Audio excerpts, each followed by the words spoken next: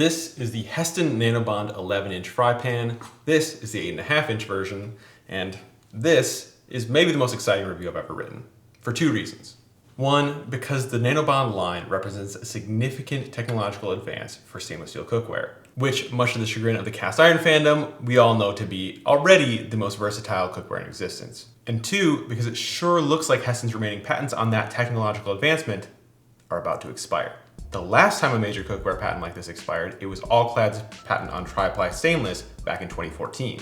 That event led directly to the proliferation of tri-ply stainless steel that we see today. Not only did several brands catch up and even surpass All-Clad on quality, Hestan and Meyer are perfect examples of this, but many other brands also were able to produce good quality cookware at much lower prices. And that's a great thing, because right now, these pans retail for $160 and $320 respectively.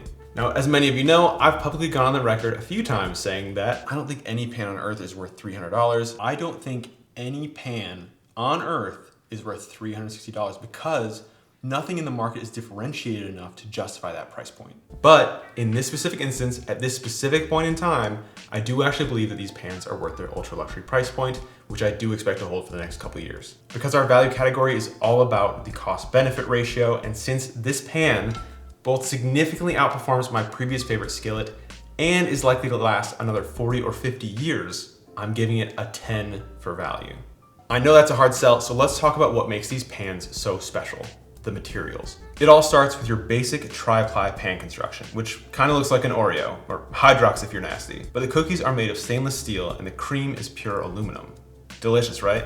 Well, Hestan likes to shove some extra aluminum cream up in there because it helps the pan heat up faster and more evenly, so this pan is a double stuff. Then they completely seal the edges with steel to make it dishwasher safe, and that's kind of where the metaphor falls apart. Either way, the real magic happens when they stick our tasty metallic treat into a vacuum chamber with some nitrogen and vaporized titanium, along with a couple of other metals, which through the magic of a process called cathodic arc deposition, coats the whole thing in a bunch of extremely thin, shiny layers of ceramic. And before you ask, no, this is nothing like those brittle, self-sacrificing ceramic coatings on non-stick pans.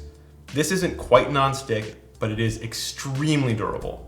In fact, probably the most common application of this technology is these titanium reinforced drill bits that you use for drilling through concrete and metal. At almost 9.5 on the Mohs scale, you'd be hard pressed to find a material short of diamond that is likely to scratch it. Now, I'm not particularly worried about scratches on my pans. I have actually been known to scrub them with a wire brush drill bit after all, but this coating does come with some other benefits too. For one, it's even less reactive than stainless steel, which makes it a bit less sticky. And after I saw just how downright slippery it was with chicken thighs, I tried out a few things I wouldn't usually turn to stainless steel for. I had no problem frying or scrambling eggs or making tarte tatin in these bad boys. But my tadig test did fully stick, and I had to be pretty intentional to keep my fish moving freely. It's just a bit more like a handrail than an escalator. It'll help you get where you're going, it's just not gonna do the work for you. All that is to say, there's no such thing as perfect cookware, but I'll settle for excellent. Materials gets a 10.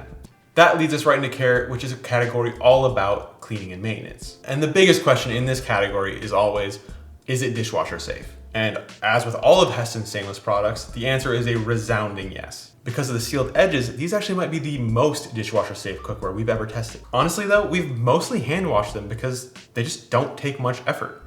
The only time we've even had to apply any elbow grease was when one piece of the tadig stuck on. Due to that super hard coating though, steel wool won't even leave scuffs, which is pretty wild to see. For those of you who hate rainbow stains, this coating is prone to that, just like regular stainless steel. But as always, they don't hurt literally anything, and they come off easily with Barkeeper's Friend, so y'all, care's getting a 10 too. Our design category focuses on ergonomics, thoughtful details, and aesthetics. I think Hestan generally does an outstanding job on the first two because they're so considerate of the finer details. The materials are a perfect example of that, but they also really optimize the shape too. You get a lot of cooking surface relative to the pan's total size. They have flush rivets for easier cleaning, and every unit has a massive loop on the handle for hanging storage. A big win for us personally. My only consistent gripe with Hestan besides the price tag has been the aesthetics, which tends towards a kind of corny, pseudo-French visual language. Especially on the pot and lid handles where they add a kind of awkward bulge so they can emboss the brand's very ornate logo. Sarah and I spent a few years in Napa Valley, not too far from Hestan's CEO, and it has an extremely Napa vibe. More of a flashy, show off your family from out of town version of luxury than a confident, practical one. These are made of Swarovski crystal, and they're worth $700,000.